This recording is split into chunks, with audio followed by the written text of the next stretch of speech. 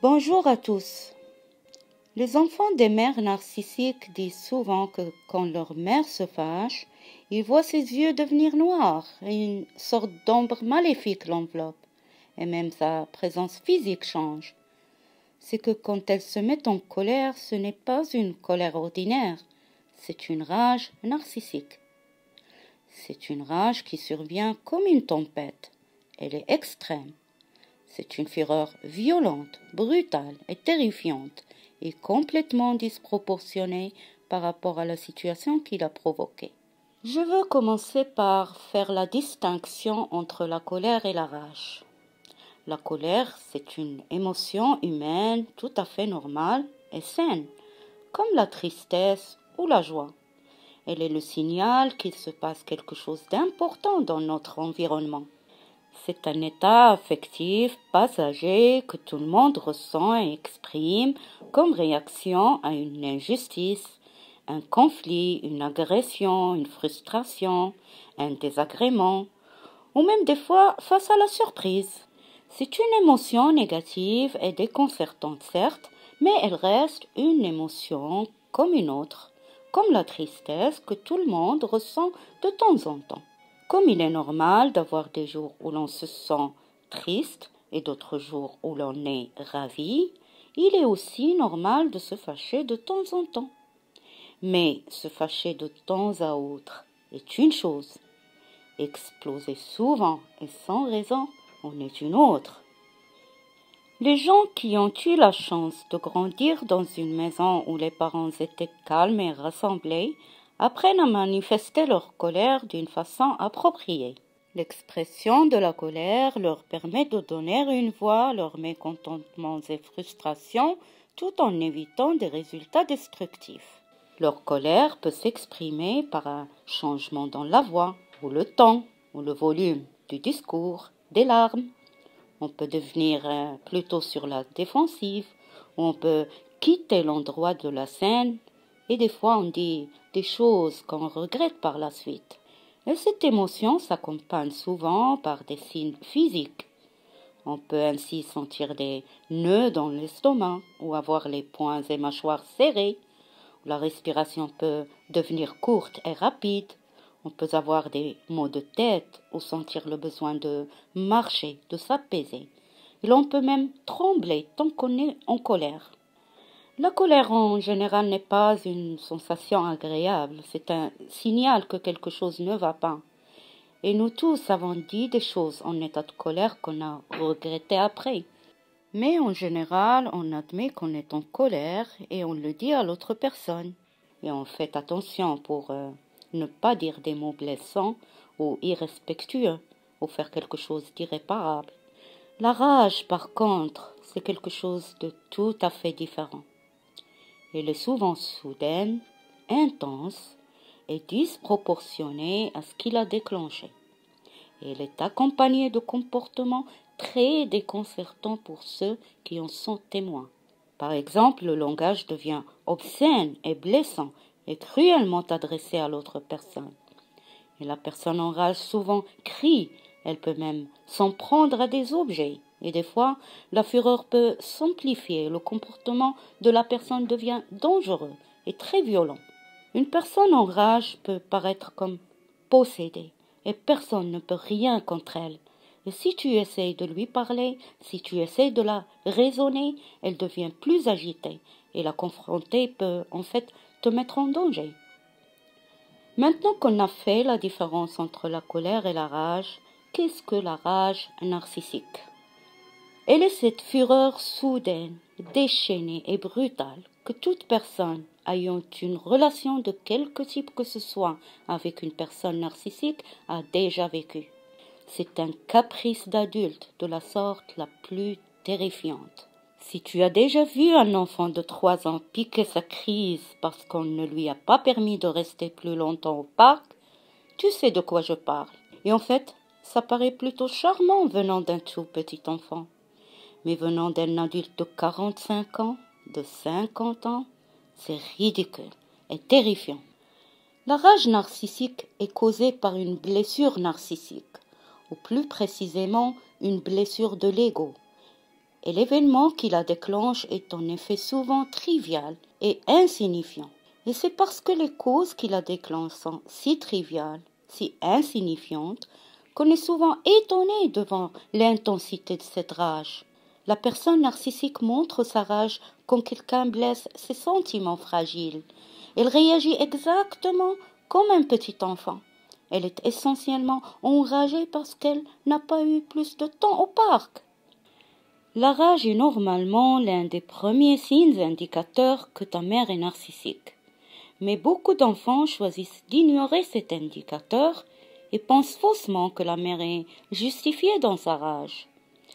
La mère narcissique peut être hypersensible quand les choses ne vont pas comme elle veut, ou quand quelqu'un ne dit pas exactement ce qu'elle veut qu'il dise. Et les enfants souvent cherchent des excuses pour ce comportement et pensent que leur mère est justifiée dans sa rage.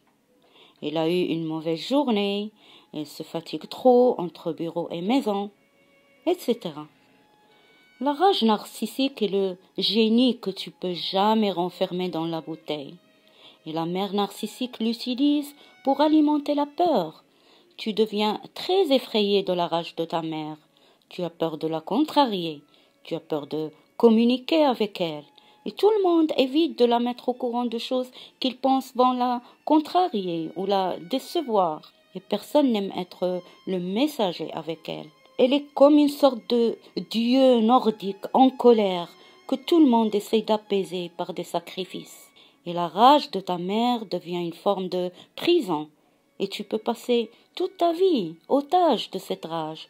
Tu peux passer ta vie à apaiser ta mère, rien que pour éviter qu'elle pique sa crise. Et c'est la même chose que de permettre à un enfant de 3 ans de manger des cookies au dîner et de fixer lui-même l'heure d'aller au lit, car tu as peur qu'il pique sa sainte colère. Mais il y a une différence. Avec le petit, les choses vont juste devenir un peu bruyantes. Mais avec ta mère, si tu continues à permettre et à supporter ces crises, ça risque de détruire ta vie. Beaucoup d'entre vous ont grandi avec une mère ou un père narcissique et vous avez probablement assisté à cette rage. Le père, par exemple, qui explose à la table du dîner parce que tu ne lui as pas passé le sel, ou parce que tu as renversé ton verre de coca, ou la mère qui devient furieuse parce que tu as oublié de faire ton lit, ou parce que tu n'as pas dit exactement ce qu'elle s'attendait à te voir dire, ou parce que tu n'as pas agi exactement de la façon dont elle voulait que tu agisses en présence de ses amis. Ou peut-être elle ne s'en prenait pas à toi directement, mais tu l'as vu le faire constamment à ton père ou à ton frère ou sœur. Et une chose très importante qu'il ne faut pas oublier. Souvent, elle ne montre pas son agressivité devant les autres, les étrangers. Elle le fait derrière les portes fermées et pas en dehors de la famille.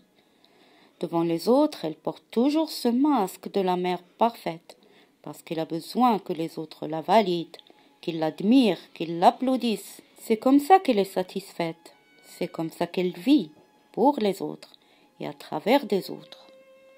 Les enfants qui grandissent dans un environnement où règne ce type de comportement souffrent souvent d'un ensemble de problèmes dans leur vie adulte. Ça inclut des choses comme l'anxiété ou l'hypervigilance, qui est une sorte d'état d'alerte permanent, où l'on cherche à toujours contrôler ce qui se passe dans son environnement, où l'on s'imagine des menaces partout autour de soi, on s'attend toujours à être attaqué. Ils peuvent aussi développer une peur morbide des conflits ou une tendance à éviter les conflits et à céder à chaque fois. Évidemment, ils ont souvent peur de leur propre colère. Ils tendent à la réprimer. L'enfant d'une mère narcissique qui, par malheur, choisit un partenaire narcissique peut se trouver encore une fois gouverné par la rage de quelqu'un d'autre et ainsi passer sa vie prisonnier des humeurs de son partenaire. Maintenant qu'on a compris un petit peu la rage narcissique, on se demande pourquoi fait-elle ça? Et la réponse est vraiment très facile et très courte. Parce qu'elle n'a pas eu ce qu'elle voulait. La rage, c'est un instrument qu'elle utilise pour manipuler, pour effrayer et contrôler, pour t'amener à danser à son rythme, à faire ce qu'elle veut que tu fasses, exactement comme l'enfant de 3 ans qui pique sa crise pour avoir ce qu'il veut. La mère narcissique fait la même chose. Son ego est tellement fragile qu'elle n'a absolument aucun dispositif pour gérer toutes sortes de contrariétés, de résistance, de critiques ou toutes sortes d'émotions négatives. Et la contrariété est particulièrement difficile pour elle. Elle n'est pas capable de gérer le mot non, ou simplement ne pas voir les choses se passer exactement comme elle voulait qu'elles se passent. Elle est incapable de faire face aux résultats autres que ceux qu'elle voulait. Et tout ça est dû au fait que la personne narcissique ne peut pas réguler ses émotions de façon appropriée. Elle ne peut pas réguler toutes sortes d'émotions négatives, y compris la tristesse. Donc, au lieu d'exprimer ses émotions de façon appropriée, par exemple en pleurant ou en parlant, ou en prenant la responsabilité, ou en y pensant différemment, ou tout simplement en admettant que des fois dans la vie, les choses ne se passent pas comme on veut, et accepter ce fait. Au lieu de ça, elle explose en une rage immense. En plus, parce qu'elle est incapable de prendre responsabilité de son comportement ou réfléchir sur sa contribution personnelle à une situation donnée. Au lieu de ça, elle reproche aux autres le fait que les choses ne se sont pas passées comme elle voulait. Elle manifeste cette reproche à travers la rage narcissique. La rage de la mère narcissique, en un mot, est inacceptable. C'est aussi simple que ça. Et pourtant, beaucoup d'enfants la tolèrent et beaucoup de pères la permettent dans leur famille, où les enfants ont tellement peur de confronter la mère, où ils rationalisent et justifient en disant « Ah, elle est comme ça, c'est sa nature » ou bien « Elle se défoule mais elle frappe jamais ».